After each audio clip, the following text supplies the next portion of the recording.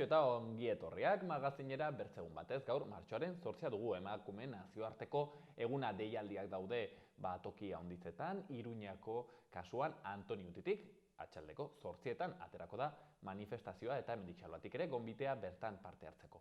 Horren aritik izanen dugu lehenbiziko elkarrizketa, gaurkoan izan ere Mijo Lizarzabururekin egonen gara eta berarekin lodifobiaren eta gorputzen esklabutzaren inguruan arituko gara solasean. Zergatik? Bihar Elizondon horren inguruko hitzaldi bat eskainiko duelako eta orokorrean berdintasun arloak abiatu duen kanpainan kokatzen delako. Ikusiko duzu aski gai interesgarria eta Mijorekin gainera beti plazerra da honetaz solastea. Bigarren elkarrizketan berriz, Aitziber Garmendiarekin egonen gara, bera sortzen elkarteko kidea da, eta oraintxe erekin dira aurre matrikulazioak D ereduan, aurrak hortzen apuntatzeko, eta berarekin solastuko gara zergatik den garrantzitsua, D eredua sustatzea eta gure seme-alabak hortzen, eredu horretan sartzea.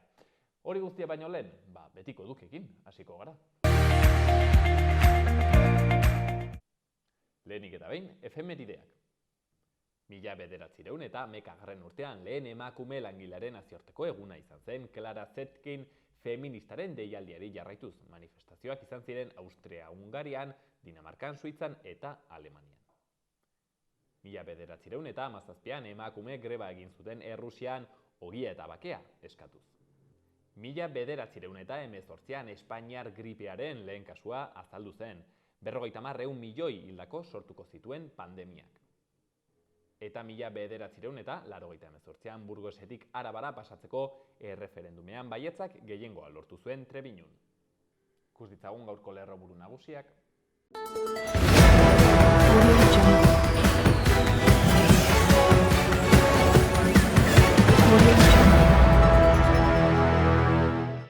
Denon bizitzak erdigunean, feminismoa da alternatiba lelopean antolatu ditu Nafarroko mugimendu feministak mobilizazioak. Aldezarreko bizilagunen bizi baldintzak defendatzeko kanpaina martxan jarri da. Suhiltzaileek elurretan galdutako erromes bat erreskatatu dute Luzaiden. Irujo kontseilaria trenasan izan da datozen 2 urtetarako egiten ari diren lanak ezagutzeko.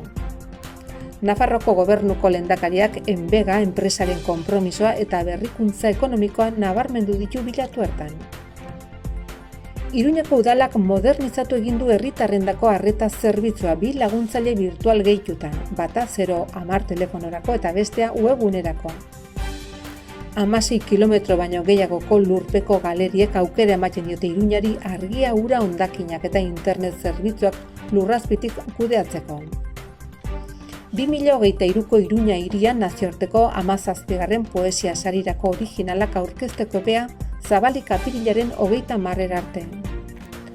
Adizkun Ro jaialdiaren azken edizioa 2023ko ekainaren 23an ospatuko da. Ohar batean antolatzailek azaldu dituzte amaiera honen arrazoiak.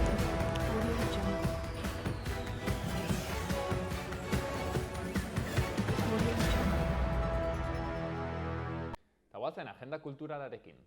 Gaur martxoak 8 mugimendu feministak deitutako manifestazio egonen da 8etan Antoniutitik, denen bizitzak erdigunera lelopean. Bihar hortzeguna martxoaren 9ean atxaldeko 7etan irriziklo humorezko zikloaren barruan inprofestakzioa lana. Eserlekutik erortzeko moduko eszena divertigarriak eta trikitilari baten atzak bezain harinak. Eta hortziralean, martxoaren 10ean, haien epeak aurkeztuko dituzte Baizera eta Burutik taldeek totem aretoan eta haiekin batera izanen dira Etxekalte taldeko lagunak.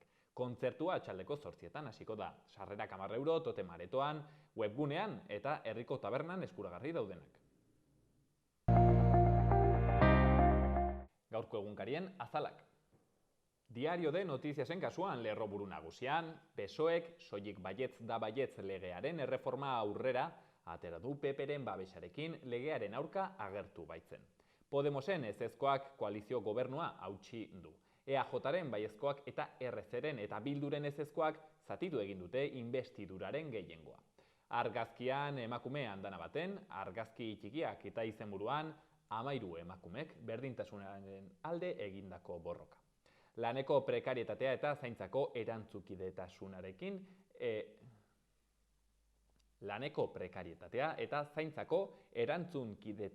ez da erronka feminista nagusiak. Berri gehiagotan, Aralarren azterketak HTaren ibilbidea txukuntzeko, eta gobernuak Volkswagen hornitzailei emandako babesa ez da bere ziurgabetasunarekin amaitzen. Eta Diario de Navarran, Sánchezek peperi esker baietz bakarrik da baietz erreforma salbatu du, baina EAJ gehiago zatitu da. Eztabaida garratza PSOEren eta Podemosen artean legea aldatzeko lehen izapidean. Argazkian 4 emakume lan ezberdinetan eta izenburuan funtsezko emakumeak. 4 emakumeren egunerokotasuna foru komunitateko sektore agroindustrialean. Eta berri gehiagotan, sarioak adimen artifizialeko zentroa hartuko du. Gara egunkarian, Tapiak de Miguel nominan mantentzea justifikatzen jarraitzen du. Sailburuak azpimarratu du Supremo auzitegiak Alfredo de Miguelen aurka emandako epaia ez dela irmoa eta beraz Hazi Fundazioan lanean jarraitzen duela. Argazkian gora borroka feminista leloa duen Zapimorea geri da eta izenburuan martxoak 8 guztia eraldatzeari ekiteko deiadarra. Berri gehiagotan indar mobilizatzailea azten ari da pentsioen erreformaren aurrean eta Malaken familia Zaballako heriotzaren ikerketan pertsonatuko da. Berri egunkarian argazkian jendetza elkartu zen Baionako manifestazioan eta izenburuan greba iraunarazteko deia. Oihartzun handia izan du Frantziako gobernuaren erretreten erreformaren kontra deitutako mobilizazio egunak Ipar Euskal Herrian. Sindikatuek protesta gogortu nahi dute eta ekonomia gelditzeko eskatu diete lagunei. Bertze argazkian Afganistanen bizi diren emakumeentzat ez dago etorkizunik dio Sana 18 urteko gazteak. Baita ere, Ziburuko langile bat hilda landetan, biofindegi batean. Eta Euskal Herria Irratia azkenik, martxoak 8 Iruña herrian, Nafarroko mugimendu feministak manifestazioa eginen du gaur atxaldeko 8etan. Auzoka eta herrika, bertzelako jarduerak eta protestak ere antolatu dituzte. Baita ere, lan istripua izan da Altsasurko Sunsundegian, eta azkenik, martxoak 8ko iritzi bilketa egin dute Euskal Herria Irratian.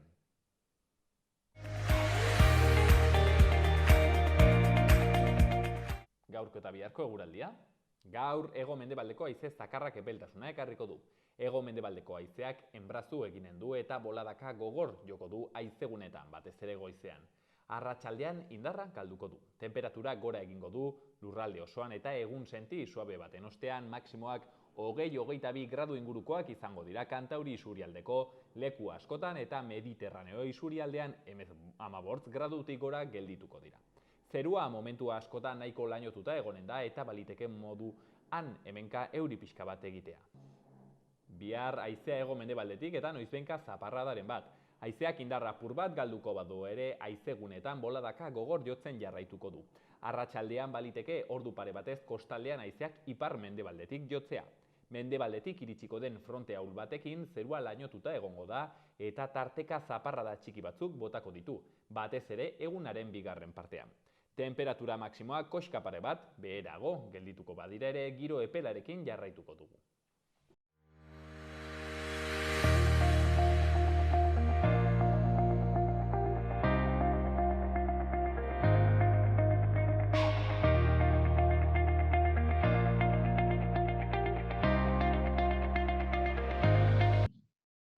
Gaur 8 MA urtero bezala nazioarteko emakumeen nazioarteko eguna edo emakume langile nazioarteko eguna, segun bakoitzaren sentsibilitate politikoa, aurten egitarau oparoa herri mugimenduak antolatuta, mugimendu feministak antolatuta, baino zenbait udaletan ere bertako berdintasun arloko teknikariek ere egin duten, beren ekarpena, baztanen kasuan egitarau oparoa antolatu dutela ikusi genuen atzo, eta horren artean, hain zuzen ere, antolatu duten kanpaina horretan kokatzen den, bereziki ongi kokatzen den, hitzaldi bat ekarri dute, lodifobia eta irudiaren esklabutza izenekoa, eta honetan solaskide izanen dugu Mijo Lizarzaburu, hitzaldi hori eskainiko duena bihar Elizondon, eta guk aukera izanen dugu berarekin ere pixkat horren inguruan solasteko, beraz, arratsaldeon, Mijo.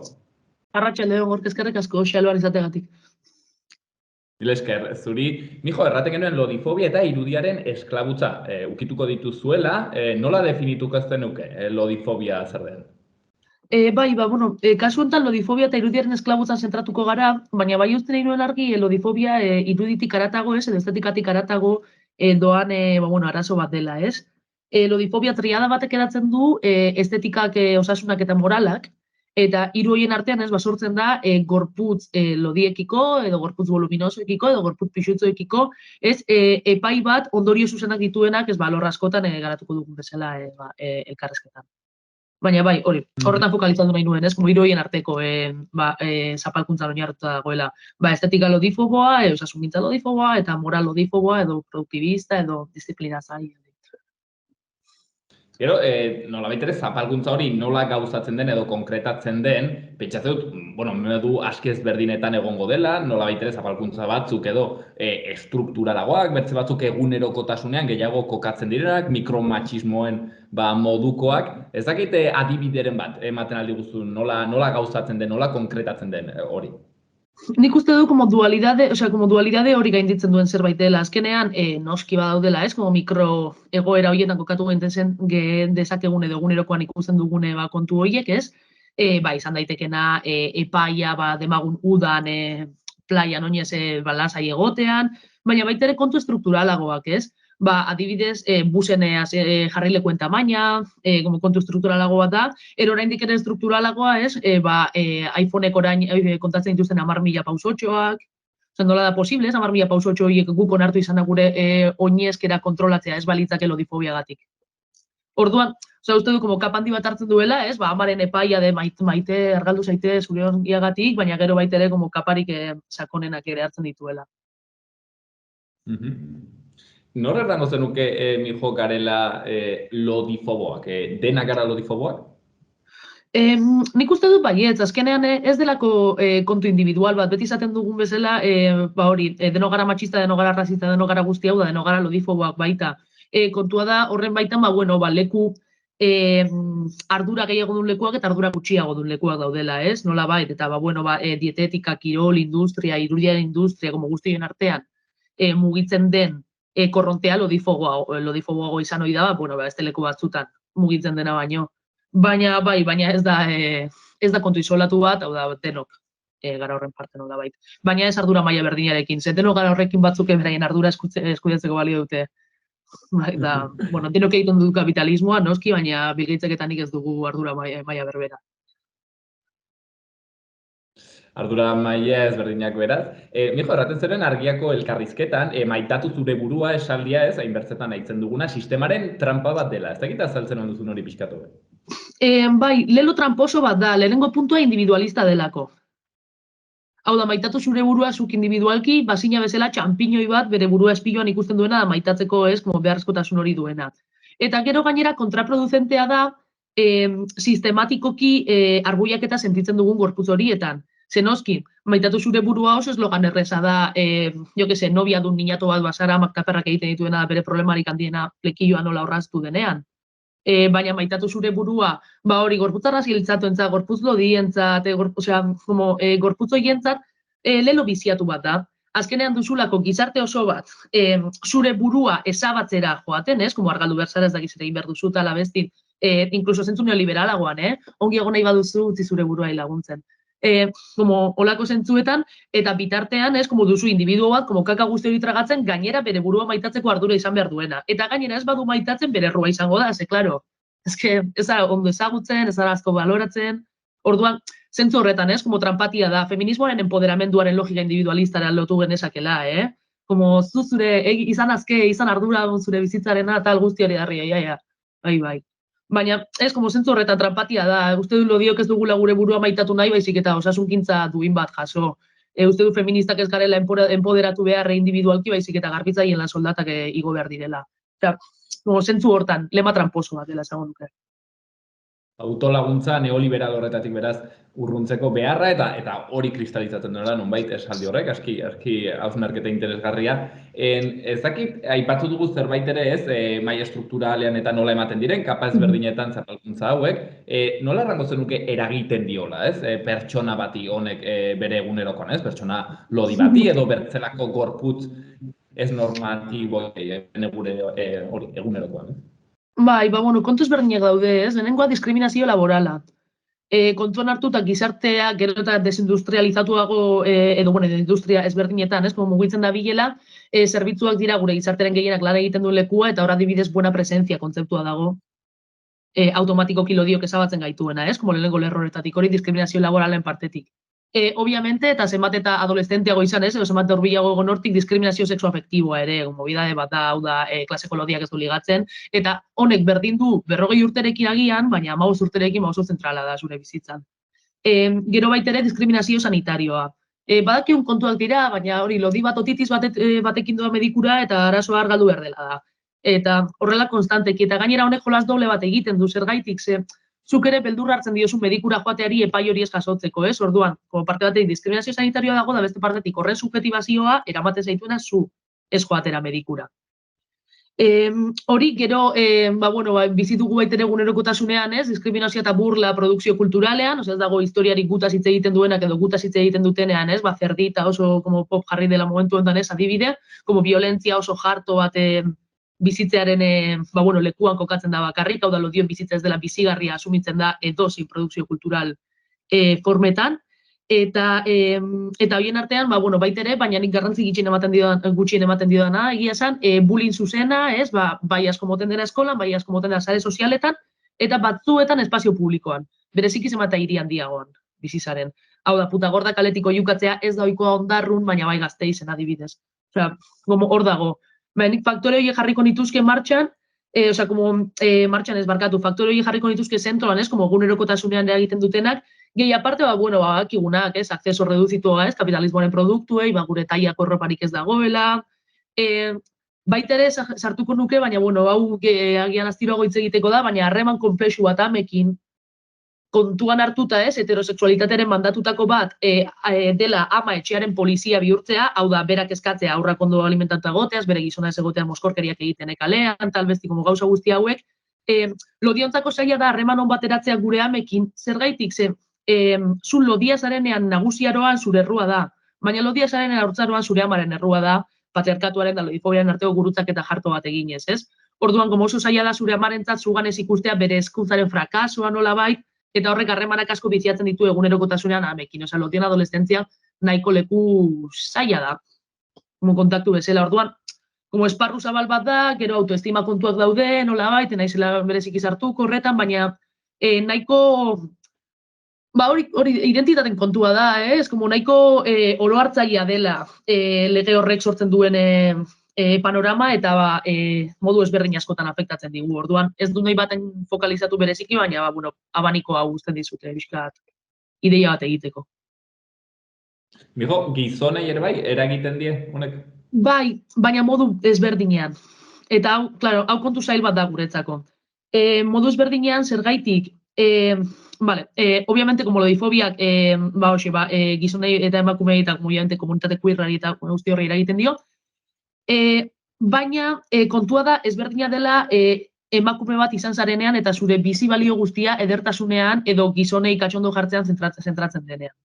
Bai, osea, gizonok balio zuen kapital erotikoaz aparte, emakumeok ez horren beste. Orduan leku ezberdin bat da. Gero gainera adibidez hor aliantza konplexuak egiten dira, egin daitezkenak edo ez que ez dakit. Nik adibidez simple baten jartzen dut hau, baina Birgito Barrek bere Tienes derecho a permanecer gorda liburuan, hitz egiten du castración por barriga kontzeptuaz, bale? Hau da, etortzea izu adibidez, niretzako imagen oso pop bat da, Peter Griffinen imagena bilutsik, ez aiola sakila ikusten tripak tapatzen diolako. Ez, irudi hori, claro, irudi hori, obviamente, mofa bat da, osea, Peter Griffin barrez da bilt, bere sakila, osea, hain lodi dagoelako sakila tripak tapatzen diola. Baina, claro, feminista eta lodi aktivista garen einean, zer borrokatu behar dugu? Peter Griffinen sakila publifikatzeagatik, publikora ateratzeagatik edo balio emateagatik, leku zail bat da. Horregatik, nik uste dut gizonekin aliatuko garela, gizonek heterosexualitatea arbuiatzeko pakto bat egiten duten bitartean, eta gurekin aliatzeko hortan.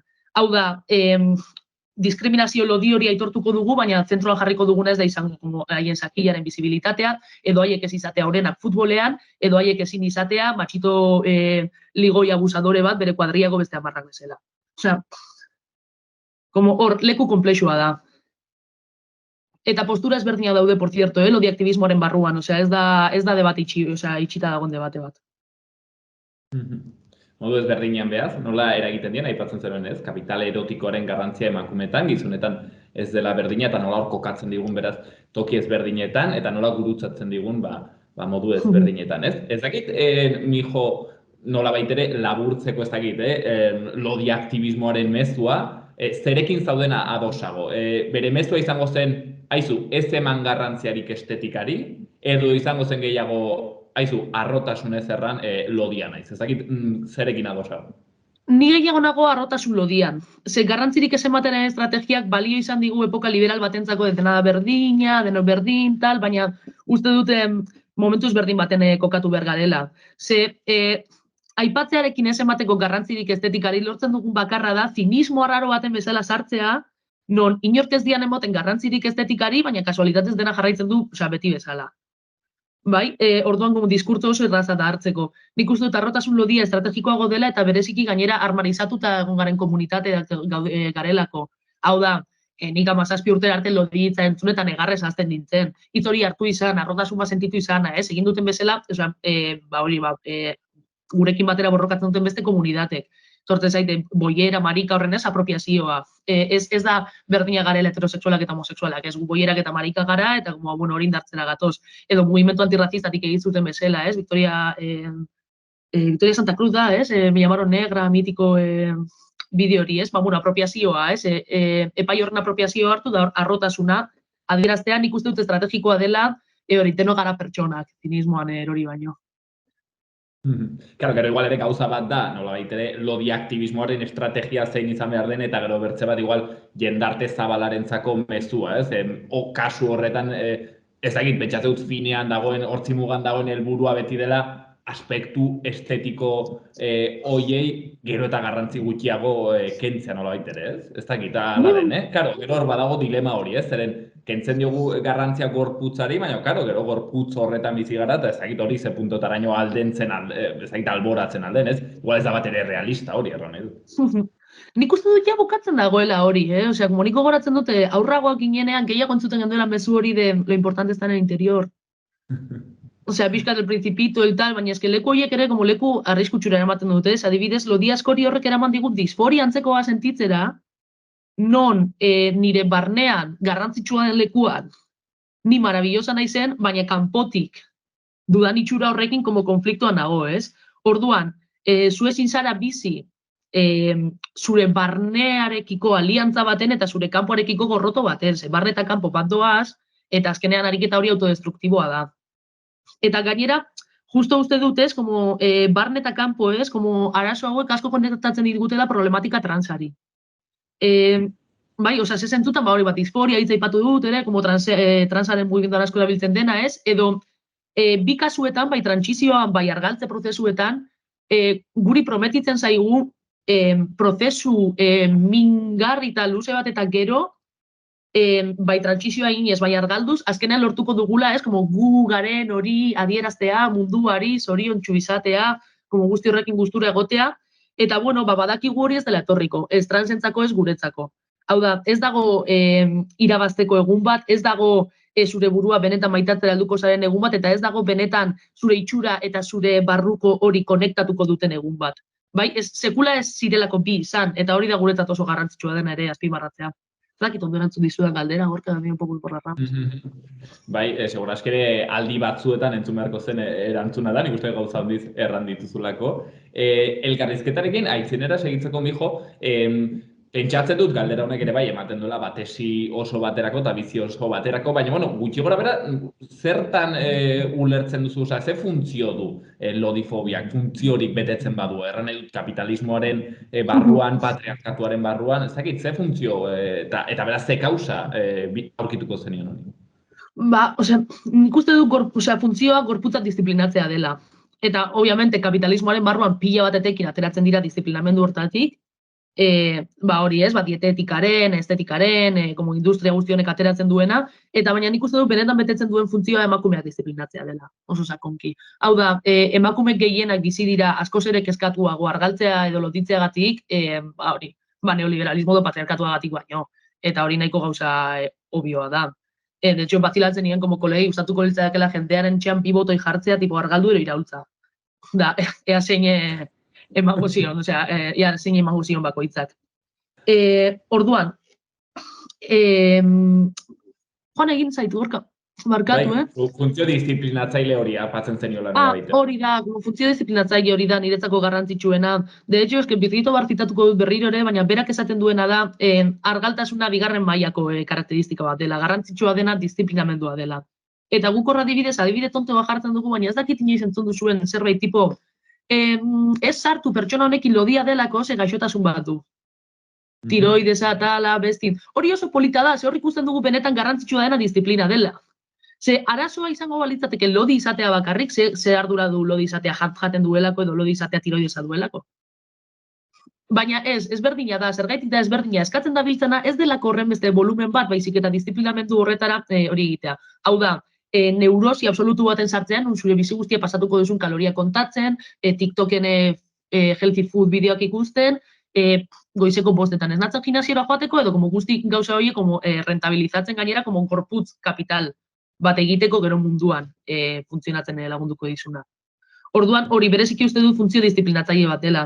Eta zentzu horretan gainera, mugarriak daude lodiak eta ez lodien artean, nahi dut esan konportamenduan, sujetuetan. Baina nik uste dut lodiak berez estrategia bagarela ez lodi horiek produzitzeko. Hau da, emakumeak dietetikaren eta guzti horren kontrolpean bizi dira badakitelako lodiok, ze violentzia bizi dugun gizarte heterosexualean da ez dutelako gu bezalakoak izan nahi. Ez dutelako gu jan nahi dugun mierda guzti hori jan nahi. Eta nik uste dut hori funtzio disiplinatzaile bat dela. Sortzea bezala, exterioridade disiplinatzaile bat sortzea bezala. Hori da, como un otro enkarcelado, azkenean bere kartzelamendua gogoratzen dizuna legea bete behar duzula. Hijo, hala ere, pentsatzen dut jende kandana bat zanen duela, aizu baino gorputz lodiak, ez dira izango osasuntxuagoak, ez? Beraz, osasunaren aferaz, nola baitere galdetu nahi dizun, ez dakit hor bereizketarik egin daiteken zentzua duen lodi, obeso, olako kategoriak nola baitere bereiztea eta erratea. Bueno, egia da, gorputz batzuk ez direla osasuntxuak eta hor nola baitere esku hartu behar da gola, edo hor bat direla ezagit arazo batzuk. Ez dakit nola ikusten duzun hori? Bai, guk bi puntu dugu. Lehena da, osasunaren kontzeptua bera debatitu behar dugula. Ze hau kontu bat da, ze jendeak uste du benetan osasuna volumena edo pixuarekin lotzen dela zuzenean, eta hau oso, osasunaren kontzeptu oso simplista bat izatea da. Osasuna oso kontu komplexua da, osasuna eta hitz egin nahi badugu lodiok asko dugu esateko. Da asko dugu esateko gainera leku askotatik. Hau da, osasuna eta hitz egiten denean, inoiz da hitz egiten gure osasun mentalaz. Lodifobia bat dago gure pixua reduzitzera destinatuta, baina berdin diona bidean galtzen dugun osasun guztia, hori, osasun mentala adibide bat bakarrik. Baina gero baiteret, osasun gehiagotaz hitz egin nahi badugu ni beti esaten dut, osasunaz hitz egin nahi badago, azen hitz egitera baita osasun ginekologikoaz. Oso murriztuta dagoen zerbitzu bat, gizonek emakumea objektu gisa hartuta egin den zientzia bat, hau da, osasuna osasun ginekologikoa ere bada, jarraitzen dut osasun odontologikoarekin, privatizatuen dagoen zerbitzutako bat, hau da, niri hortz bat apurtzen zait, eta ez ditut 6.000 euro momentu honetan konpontzeko. Edo osasun ekologismotik ez, gertu dagoen egoera osasuntxuengatik. Hau da, jendeak osasunaren eskuz erabiltzen du gordofobia ekartzeko, baina osasun horrek ez dio aktibatzen adibidez zubietan jarri diguten erraustegiaren kontra egiteko. Eta dualidade hortan horregatik, nik uste du lehenko puntua, osasun kontzeptua diskutitzea dela. Osasuna oso kontu komplexu bat da, gorputz bat osasuna izan daiteke, lodia izan da ere, baina gero garrantzitsu egiten zaigu baita esatea ere, ez dela beharrezkoa gorputz lodi bat osasuntxua izatea. Hau da, gure borroka ez da esatea gorputz lodiak super osasuntxuak garela eta super ondo gaudela eta tal, zergaitik bestela sartuko gineateke kapazitismo puntu baten, nun egin behar duguna den demostratu zein gaiak garen gorputz normal bat bezala izateko, ez? Zein gaiak garen mendiak igotzeko, zein gaiak garen, lipidon maiak beste bezala izateko, eta hori ere ez da gure helburua. Orduan, dualidade bat dugu non gaixotasuna onartu behar bada onartzen dugun, Hau da, lodia gorputz gaixoa bada, ez dugu inolako arazorik. Baina zentzu hortan, behar duguna izango zen inbertsioa osasungintza publikoan eta espezializazioa gure gorputzak ere hartatzeko.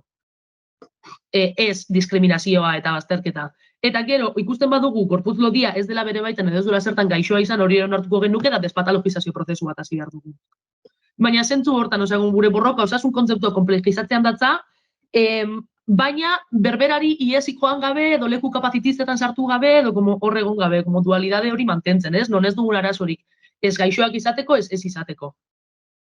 Horrek, akaso, jendean ditzi, ez dakit, txirriatuko dion zerbait da, zeren erranen du, haizu, baino beti izango da hobe, gorputz osasuntxuak, persona osasuntxuak, eta jendarte osasuntxuak bultzatzea, beraz, nola erran dezakezu hori, ez? Nola baitera ez duzuela hor kokatu nahi, Noski, baina guk esaten duguna da lodifobiak ez duela hori bultzatzen.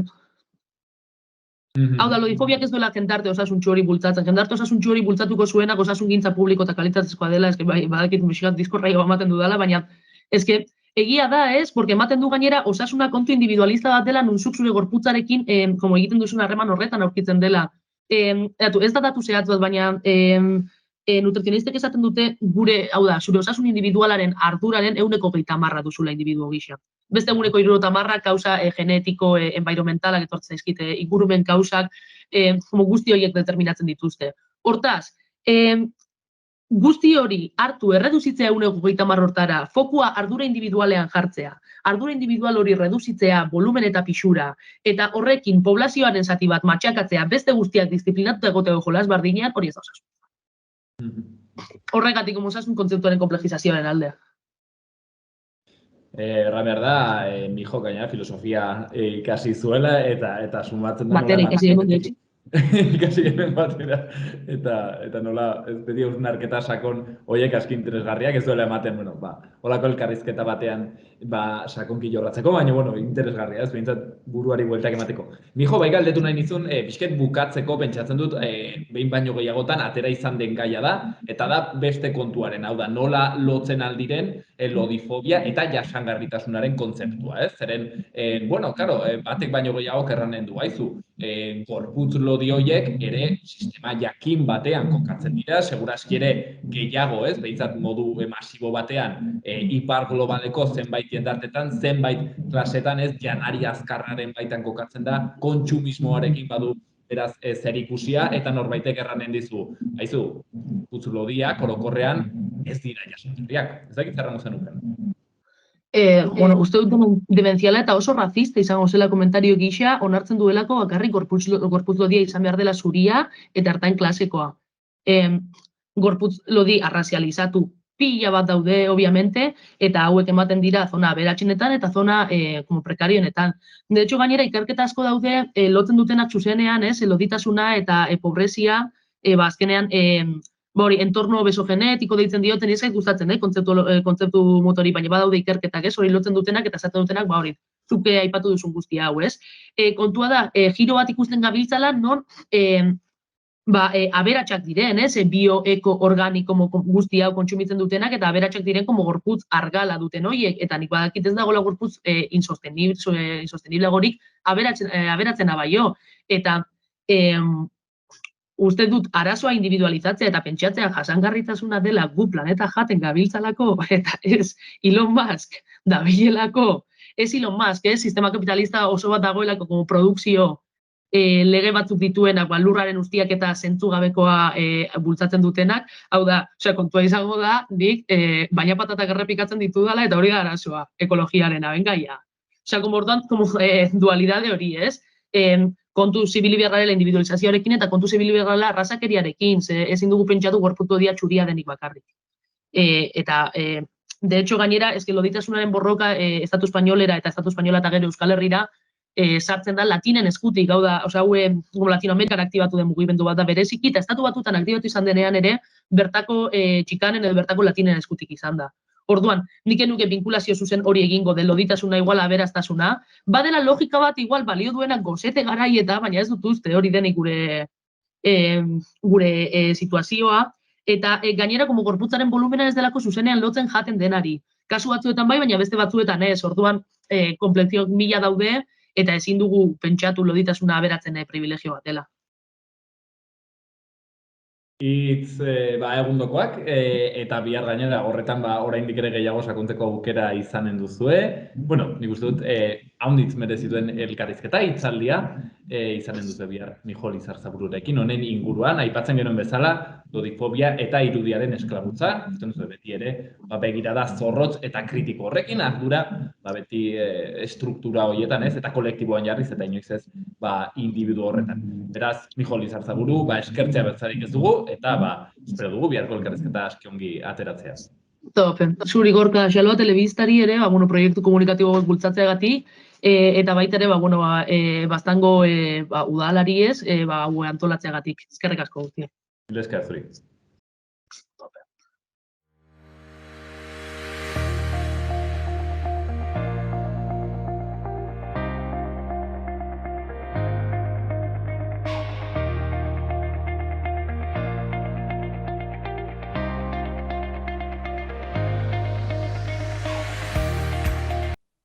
Goazen Iruñako albisteekin.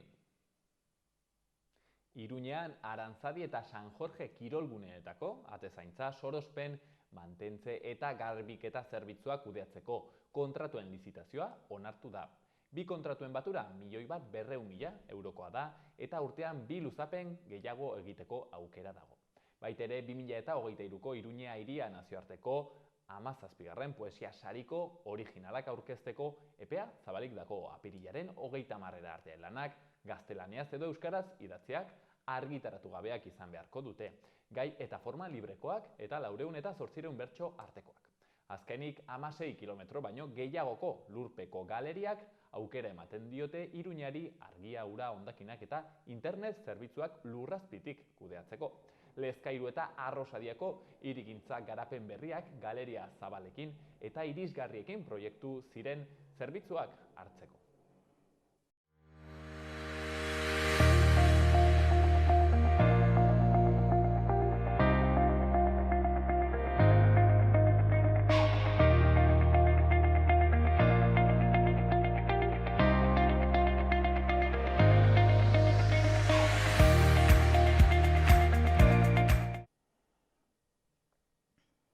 Hiru eta 12 urte bitarteko haurrentzako, hau da, haurrezkuntza eta lehen hezkuntzako ikasleentzako aurre matrikulazioak egiteko epea ireki da martxoaren 17 arte eta sortzenek, hain zuzen ere, horren inguruko kanpaina, nolabait ere aldarrikatzen ereduan matrikulazio hori egitea eskatzuz, kanpaina hori abiatu dute urtero bezala eta aurten ere hortzen dugu.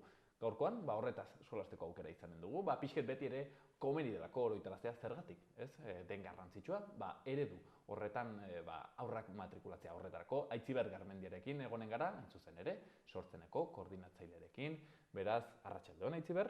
Arratsaldeon. Mila esker gurean egoteagatik. Aitziber, erraten izun, lehenik eta behin merezi dela beti pixkat oroitaraztea elkarte honen funtzioa zein den, ikusleek identifikatzeko beraz, sortzenen, zer egiten duzu hitz gutxitan? Sortzenen egiten duguna da eskola publikoaren alde lan egiten dugu urte osoan, eta gara ereduko guraso elkarteen federazioa edo, elkargunea. Kurtso guztian agertzen diren arazotxoak edo, sortzen diren kezkak, guraso elkarteei bideratzen diegu laguntza beti ere, eta beste hainbat aferatan ere aritzen gara. Hor parte hartzen dute gainera, ezagitez, jende ezberdinak, hau da ikasleek, irakasleek gure asmoa da beti ikaskomunitate osoa biltzea, orduan baditugu bazkide irakasleak, baditugu guraso elkarteak ere bazkide, eta gustatuko litzaiguke ere ikasleak egotea, baina ikasleek beren taldetxoak ere badituzte, baina elkarlana ere sortzen da. Bidean beti sortzen da elkarlana ikaskomunitate osoa biltzen duena, bai. Aitziber, aurre matrikulazio epea beraz ireki da, zein da sortzenen mezua? Gure mezua noski dela eredu publikoan eta matrikulatzea eta apustua egitea euskararen alde.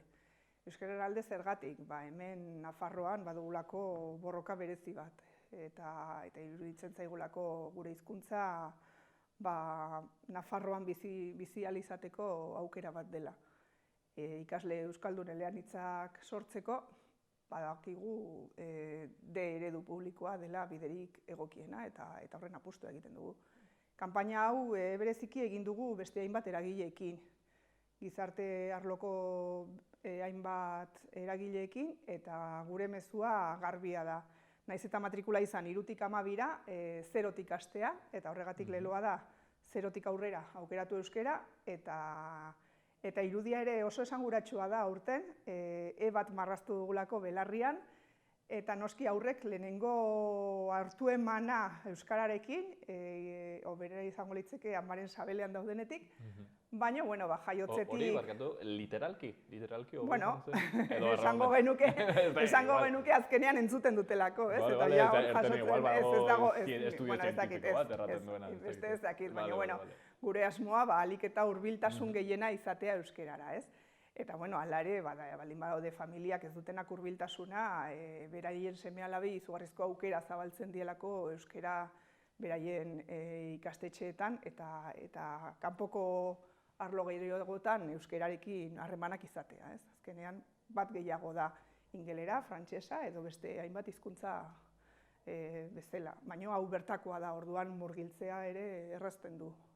Ez dakit, Itziber, baditugun daturik pixkat jakiteko nola dagoen matrikulazioen kontua pixkat Nafarroan, ez dakit nola baitera azken urteetan hobetzen joan den, okertzen? Hor daukagun daturik esanguratsuena da jaiotze tasa beruntz doala, eta horri ere erronka berri bat dela guretzat, ez? Eta horri eusteko, baditugula hainbat lan hildo, eta berriz ere pixka bat errepikatuz, gure leloa dela hori, ez? Euskaran eta D eredu publikoan matrikulatzea. Eta kanpaina honetan, hainbat eragile garenez, D eredu aukeratzea, noski. Euskarari egiten dion, nolabait ere, onuraz haratago, ez dakit D ereduan matrikulatzeak badituen bertze onura, ez dakit sozialagoak edo aurrendakoak izaten aldirenak, pentsatzen ari naiz, adibidez, bazterketa, segregazioa igual ere, gutxiagotzen duena, ez? Azkenean, komunitate oso batek hizkuntza partekatzen duenean, errexago delako komunikazioa, eta bai egia da, Itziber, ezagizuk erranen duzu hobe, baina batzutan ez, eredu ezberdinetan jartzen direnean, jartze horrek sortzen duela nolabait ere ez, bereizkeria hori. Bai, hori da. Hori horrela da, baina horregatik gure apustua da, eta errepikatzen dugu ikasle euskaldun eleanitzak sortzea. Eleanitzak zergatik? Beste eredu batzuk ere eleanitzak sortzen dituztelako, baina euskera baztertzen dutelako, eta euskera bertako hizkuntza da, eta horren alde apostu egin behar dugu. Eta migrantei begira, beraientzako ere aukera bat delako, gure gana hurbildu, gu beraien gana hurbildu, eta aukera desberdinak elkarlana bideratzeko. Nik uste dut beti dela... Eta elkar bizitza, noski. Hori da, nik beti pentsatut gai, pixket konplexua dela hori, ez, aipatu duzuna, pertsona migranteena, alde batetik izan daitekelako karga bat momentu batean, ez, segun zeatinetan batez ere sartzen zaren, ez da, baina gero nire sentsazioa da, akaso horre iritziak dire, baina gero ekartzen dituela onuranda bat pertsona hoiendako bera, ez, hau da, gero harremantzen dire aixe gehiago, ez dakit, ez, hemen bizi diren jendearekin gizarteratzeko errestasunak ekartzen dituela ere bai horrek. Bai, hori gainera garbi ikusten ari gara, igual gehiago ematen ari delako, ez, zonalde diskriminatuan, badago migrante talde bat edo, apustua egiten ari dena, edo beraien apustua dena D ereduan matrikulatzekoa, eta ikusten dugu, hori, gero bizikidetza askoz errazagoa dela, eta ez dela bazterkeri hori edo pixka bat hori ematen, ez? Azkenean guztiok batzen gaituen zerbait dela, bai. Aitziber, orokorrean gurasoak nola ikusten dituzue kontu honekin, pentsatzen dut, Nafarroan zehar handiz aldatuko dela afera, ezagit, Iruña herrian sentsazioa duzue, orokorrean gurasoek nola baitere modu positiboan hartzen dutela, edo, ez dakit, segun handitzek, ez diote garrantzik egirik ere emango. Hombre, egia da, euskal komunitateak badugula hor erronka fotolo bat edo landu beharrekoa, eta garbi daukagu komunitate horietara gerturatu behar dugula, eta lanketa berezi bat egin behar dugula, beraiei ere euskararen aldeko onurak eskaintzeko eta gerturatzeko, ez? Azkenean beraiek iristen dira ja ingelera eta gaztelera orokorrean menderatzen dituztenak, beste batzuk inkluso 3. eta 4. hizkuntza bat, orduan, beraiek etxean hori bizi baldin badute, euskera eskolan jasota eta gero aixian indartuta, pentsa aurroiek ze etorkizun duten, ez? Eleanitzak izango dira noski baiet, osea, kasi gu baino gehiago, ez? Badutelako beste hizkuntza batzuk atzetik. Ereduan, beraz, izena emateko, matrikulatzeko deialdi hemen, sortzenetik. Aitziber, galdetu nahi nizun baitere, ez dakit nola ikusten duzuen instituzioen partetik, ez dakit nola ari dira jokatzen, ez dakit ze paper ari dute hartzen, Nafarroko gobernuaren kasuan, ez dakit nola baitere laguntzen duen honetan, edo ikusten duzun kasi gehiago trabak jartzen diola, ez dakit zein den zuen iritzia. Instituzioek azkenean beraien papel politikoa betetzen dute, ez? Eta batzuk badaude bideratzeko aldean, beste batzuk daude hor trabak jartzen, eta guzti hori kudeatzea ere ulertzen dugu ez dela erraza. Beraz, bakoitzak hortzen, bere aldera. Baina, eskatzen dugu, sortzenetik bai eskatzen dugula, eta apustu erreal bat ez izateko, eta benetan fidelak izateko euskararen alde lanketa bereziagoak egiteko. Aitziber, honetaz gain, sortzenen, zertan ibiliko zarete 2023 honetan, nola baitere zein dire? Orain, aurre matrikulazio kanpaina gainditu ondoren, badugu urrungo gure fetxa borobila izaten dena maiatzaren 3. asteburuan, eta maiatzaren 20an Euskara Antzokira egingo dugu. Lehen garai batean egiten zen Antoniutiko jaiaren ordezkapena izan zen pandemia garaian, eta ikaskomunitatea indartzeko asmoz, Antxoainen egingo dugu jai xume bat, izango da maiatzaren 20an arratsaldez, bi antzoki sarrera izango dira, baditugulako ja ikastetxe desberdinetako 12 haur talde, eta Antxoaingo Lapurbide plazan egingo dugu jai xumetxo bat, baiaz bezala, tombola, egongo dira postotxoak, eta gonbidatuak zaudete guztiok parte hartzera. Beraz, erreferentziazko bi data hauek, martxoaren 17 arte, erraten genuen moduan, aurre matrikulazioak egiteko epea, hemendik sortzenetik deialdia, matrikulazio hori ereduan egiteko apostu hori egiteko, aintzat hartzeko nola baitere eredu hori, eta gero aipatzen zuten, maiatzaren 20an baitere, jaialditxo xume hori, euskal komunitate hori, ikasten ari den komunitate hori, pixkat gehiago ezagutzeko, trinkotzeko, saretzeko. Aitziber Garmendia, sortzeneko koordinatzailea, gaur mezu honekin, magazinean, eskertzea bertzerik ez dugu, beraz, Aitziber, eskerrik asko, eta, ea ongi ateratzen den matrikulazioa. Hori da, zuei ere eskerrik asko.